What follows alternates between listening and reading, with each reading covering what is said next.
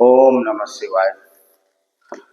जब सृष्टि का निर्माण हुई तो सिर्फ शिव ज्योति बिंदु ही था, जिसे ईश्वर का प्रकाश कहा गया, प्रकृति प्रकाश कहा गया। उसी से ही संपूर्ण सृष्टि का निर्माण हुई, उसी से ही त्रिदेवों की उत्पत्ति हुई, जिसे सतयुग, त्रेतायुग, द्वापर युग, कलयुग चला। और संपूर्ण सृष्टि में सकारात्मक शक्ति या शिव ज्योति बिंदु ऊर्जा के रूप में व्याप्त हो गया, अच्छी शक्ति के रूप में। और जो प्राचीन धार्मिक स्थलें हैं वहाँ शक्ति रूप में स्थापित हो गए, जिसकी पूजा पाठ करने से सुबुद्धि उत्पन्न होती है, जीवन में सुख शांति समृद्धि उत्पन्न होती है, आती है। लेकिन जो मनुष्य का जो निर्माण है उसी सकारात्मक ऊर्जा से हुआ है। जैसे शरीर की जो शरीर है मनुष्य का, उसमें बाहरी शरीर है जिसमें हाथ पैर नाभि जो भी इंद्रियां हैं, और आंतरिक शरीर जिसमें फेफड़ा है, दिल है, खून मन है, हड्डियां हैं, ये सब आंतरिक शरीर है। लेकिन इसके अलावा एक और भी जो मनुष्य की संरचना है वो आत्मिक स्वरूप के रूप में है।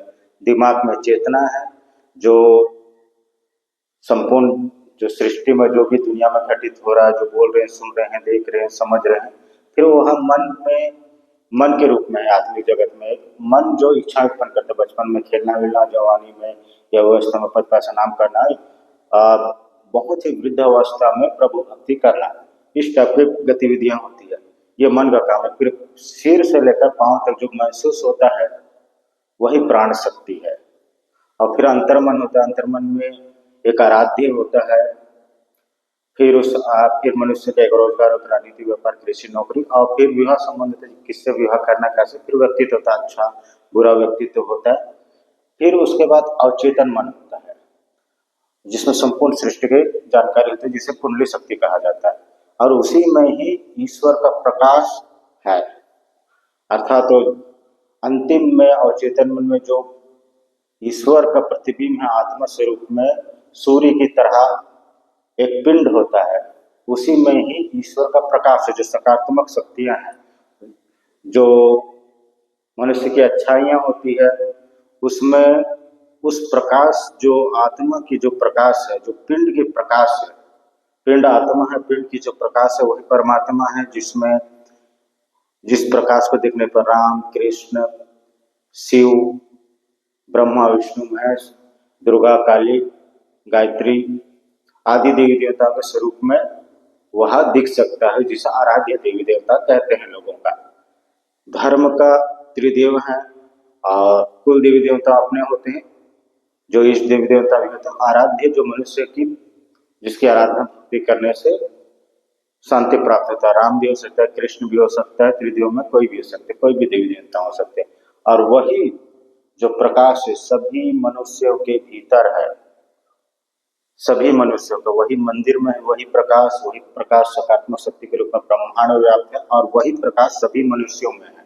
इसलिए भगवान की पूजा पाठ भक्ति भक्ति करने से हर मनुष्य की जो गरीबी है, भुखमरी, बीमारी या तन्हापन है दूर होता है, और जीवन में सुख शांति समृद्धि आती है और शांति भी प्राप्त होती है। ये तो शुरुआती जो संसारिक जीवन है। फिर जिसके बाद ईश्वर कृपा होता है, उसे दर्शन भी देते हैं, साक्षात्कार होता है मन में।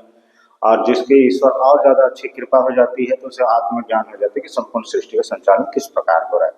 लेकिन शिव ज्योति बिंदु के साथ ही संसार में कुछ नकारात्मक शक्तियां भी उत्पन्न हो गई थी, जो इस ईश्वर की जो मार्ग पर चलने के लिए मना कर दिए। वह शैतान हुए, भूत प्रेत हुए, जिस भी प्रकार का वो मनुष्य जो लोग हैं को जो मनुष्य लोग थे, अर्थात मान के चलिए नकारात्मक शक्ति, मन, भूत प्रेत, शैतान हुआ, ईश्वर के नहीं चले उसके मार्ग में, और वह आधी दुनिया में व्याप्त है वो नकारात्मक शक्तियां भी। और जो मनुष्य ईश्वर के मार्ग में नहीं चलता है, जो जान माल का नुकसान करता है, वही मनुष्य के भीतर में वो नकारात्मक शक्तियां मन है। काम, क्रोध, लोभ, मोह, अहंकार, मध्य मत्स्य हावी होने के गुण, इस प्रकार अहंकार के रूप में भी। और जिस मनुष्य के अंदर भीतर ईश्वर का प्रकाश है, जो धर्म मार्ग में चलता है, अर्थात जो मनुष्य कभी भी किसी का जान माल का नुकसान नहीं किया है, वही ईश्वर का प्रकाश उसके भीतर। अधिकतर मनुष्य लोग जो इस संसार में जितने भी हैं, प्राय अधिकतर मनुष्य लोग के भीतर ईश्वर का प्रकाश है। इसलिए वहां इस संसार में ज्यादा शांति आ गई। जब जहाँ नकारात्मक मनुष्य अधिक हो जाते हैं, वहाँ मनुष्य लोग नकारात्मक शक्ति के प्रभाव में जाते हैं, वहाँ देश या क्षेत्र आक्रामक, हिंसक, गुंडाराज, अराजकता, कुशासन में व्याप्त हो जाता है। अब बहुत सारे लोग ही नकारात्मक जो मनुष्य लोग रहते हैं वो ढोंग ढकोसला भी करते हैं, वो वास्तविक में नकारात्मक शक्तियाँ उनके भीतर वास करता है। तो कहा जाए तो ईश्वर का जो प्रकाश है, जो मनुष्य का जो आत्मा है पिंड रूप में, उसका जो प्रकाश है वही ईश्वर है। और उसको जो मनुष्य परिकल्पना करता है तो राम कृष्ण ब्रह्मा विष्णु महेश दुर्गा काली गणेश किसी भी रूप में वह ईश्वर का साक्षात्कार होता है। अर्थात यही स्थिति मोक्ष, अपने आत्मा में ईश्वर का प्रकाश देखना, यही मोक्ष है, ईश्वर का यही साक्षात्कार है। और वही ईश्वर सभी मनुष्यों में है। इसे माया कहा जाता है और इसको क्वांटम विज्ञान में क्वांटम थ्योरी कहा जाता है कि एक ही पिंड सभी मनुष्यों के भीतर है, अर्थात एक ही परमाणु कई जगह हो सकता है, ये विज्ञान का नियम है।